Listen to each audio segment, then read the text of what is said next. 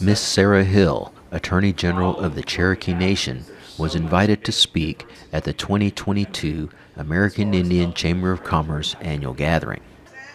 Her topic was the McGirt decision and what it means for Indian country.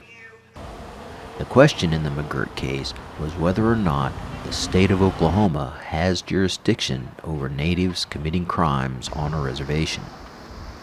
The Supreme Court ruled that reservations do exist and tribes are the sovereign over their reservation. Oklahoma's had it wrong from the start. Oklahoma's premise is wrong. The reservations were established, and Oklahoma made a lot of arguments like, well, fee simple land can't be a reservation. That's not like other reservations in this country. Or if there was a reservation, it's surely gone now. These were some of the arguments that Oklahoma was making. All of the treaties of the 5 tribes had one interesting aspect of it. We never want our reservations to be part of any state.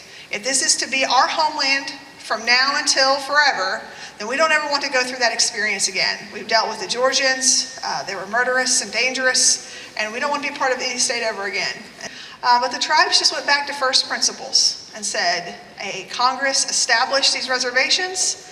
They have never been disestablished in federal law, and therefore they continue to exist today. And if in the McGirt decision, Gorsuch goes through a lot of the history of the Muskogee Nation, and he points to these different places and says, this land was set aside via treaty for the Muskogee people, so it would be a permanent homeland, that it would never be made part of any state.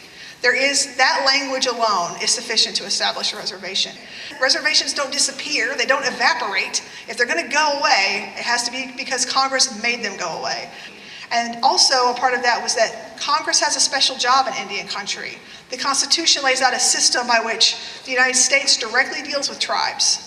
So there's this preemptive effect. So when Congress makes laws that deal with Indian country, state law is preempted. That means state law is ineffective. That we are stronger together, that there is value in Indian country, that Oklahoma is better and stronger because Indian tribes are here and Indian tribes are strong and their governments have authority over their own jurisdictions. That's a message and a challenge, I think, for Indian country to get that out. This is Dan Bigby reporting for Buffalo's Fire.